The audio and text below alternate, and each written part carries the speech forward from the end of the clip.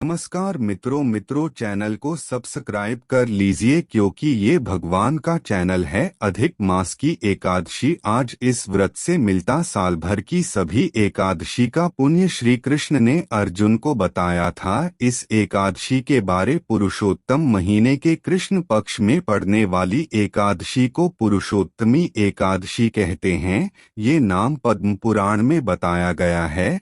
वहीं महाभारत में इसे सुमद्रा एकादशी कहा गया है। इसके अलावा आमतौर पर इसे पद्मिनी एकादशी भी कहते हैं। अधिक मास की एकादशी आज इस व्रत से मिलता साल भर की सभी एकादशी का पुण्य श्री कृष्ण ने अर्जुन को बताया था। इस एकादशी के बारे एक दिन पहले पुरुषोत्तम महीने के कृष्ण पक्ष में पड़ने वाली एकादशी को पुरुषोत्तमी एकादशी कहते हैं। ये नाम पद्म पुराण में बताया गया है। वहीं महाभारत में इसे सुमद्रा एकादशी कहा गया है।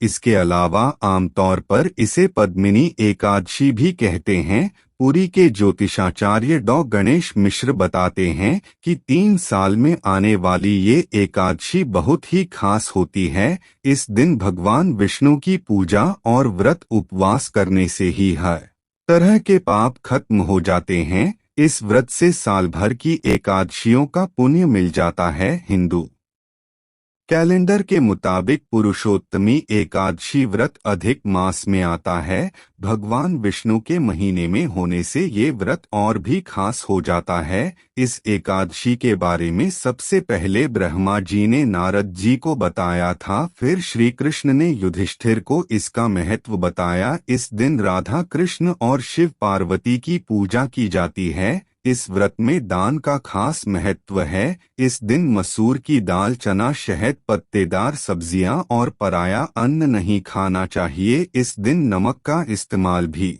नहीं करना चाहिए और कांसे के बर्तन में खाना नहीं खाना चाहिए। वहीं पूरे दिन कंदमूल या फल खाए जा सकते हैं।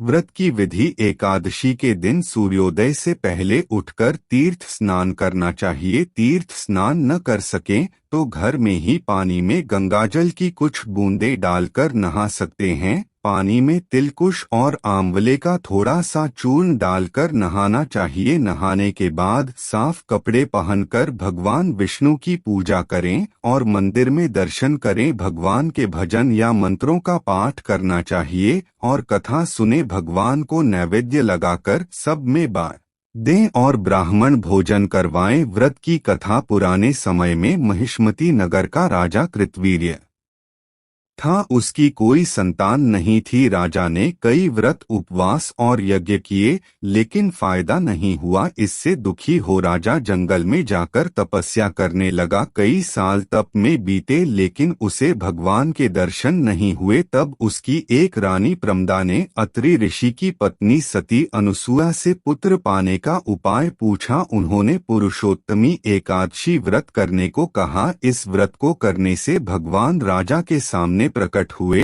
और उसे वरदान दिया कि तुझे ऐसा पुत्र मिलेगा जिसे हर जगह जीत मिलेगी। देव और दानव भी उसे नहीं हरा पाएंगे। उसके हजारों हाथ होंगे, यानी वो अपनी इच्छा से अपने हाथ बढ़ा सकेगा। इसके बाद राजा के घर पुत्र हुआ जिसने तीनों लोक को जीतकर रावण को भी हराया और बंदी बना लिया। रावण के हर सिर पर दीपक जलाकर उसे खड़ा रखा। उस महाबली को ही सहस्त्रार्जुन कहा जाता है।